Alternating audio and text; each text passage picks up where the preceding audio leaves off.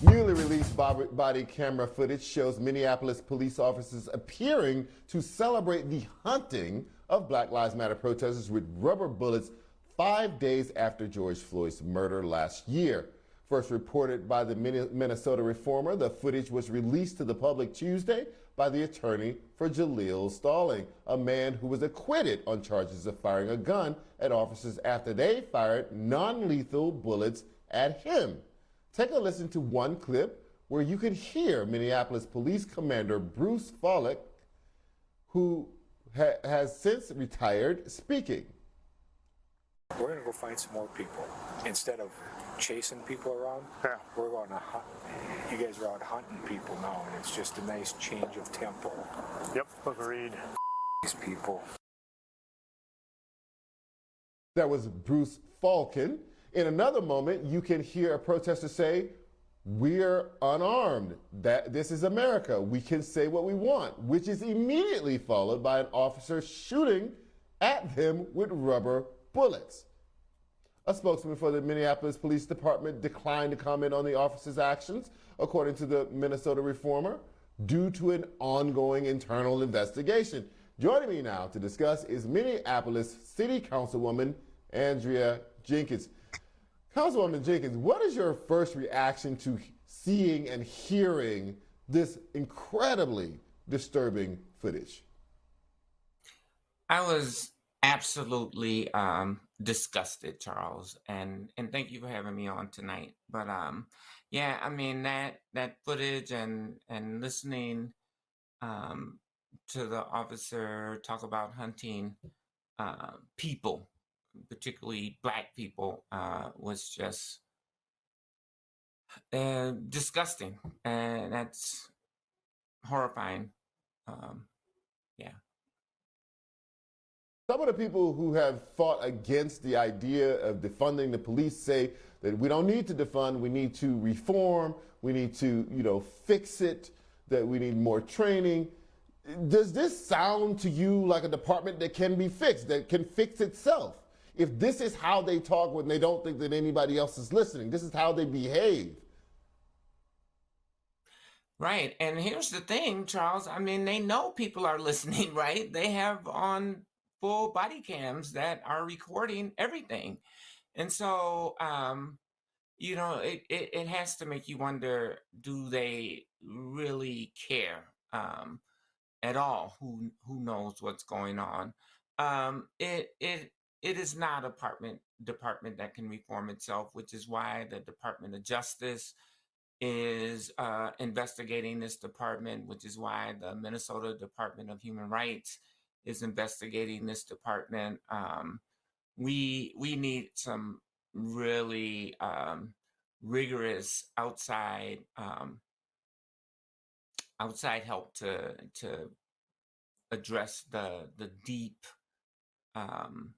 systemic issues in this police department, and I think, quite frankly, in policing across America. Absolutely. Over a year after the protest, no officers have been disciplined or suspended, with the exception of one who spoke to a reporter anonymously. Do you think this footage will bring any kind of disciplinary action within the department? Well, I certainly hope so. I'm calling on the mayor and the chief to really bring down the full weight of discipline on the officers involved. As you noted, one of the officers that was speaking has since resigned, but there has to be some accountability in this issue. So what do you hope happens going forward with this police department? So, November 2nd, we have a ballot initiative to eliminate the Minneapolis Police Department and to create an Office of Public Safety. I really believe that is going to be our best approach towards transforming our system of public safety in the city of Minneapolis. We know that we're going to have armed officers as a part of that Office of Public Safety. but we need to pull these folks into um, the full sort of scope of the city of Minneapolis and have them operate with the same values of public safe, public service, of respect for humanity, of equity and inclusion as we are trying to incorporate those values throughout the enterprise. And MPD Mhm. has to be a part of that. And I think the only way that we can ensure that happening is through this restructuring of our public safety mechanisms. What do you think the prospects are for that ballot measure to pass? I, boy, I mean, I wish I had a crystal ball. Um, and I know that there has been a lot of acrimony around this issue, both nationally and locally. A lot of investments from different organizations and institutions all around the country on both sides of the issue, but certainly in support of the amendment passing.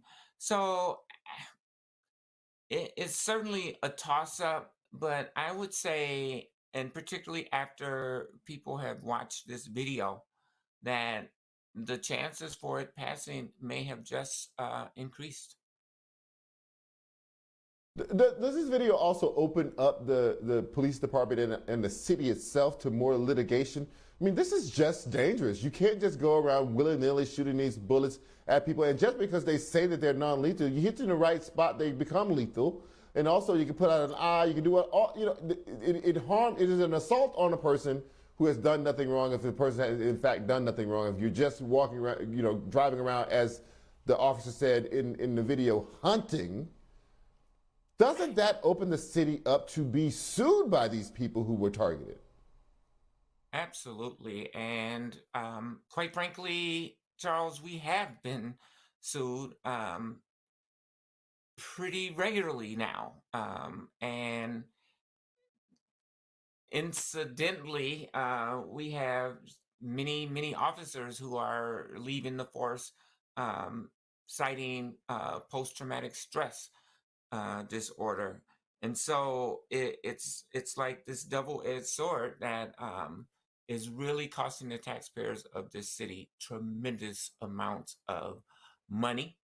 And as you know, I mean, we're in the midst of a pandemic and the recession that has ensued from that, and we need every dollar we can to help deal with affordable housing crises, homelessness issues, recovering our small businesses that have been harmed throughout the pandemic as well, and the social unrest. And so all of these lawsuits that have been sort of triggered by misconduct of the police department is driving our city into some very challenging financial straits.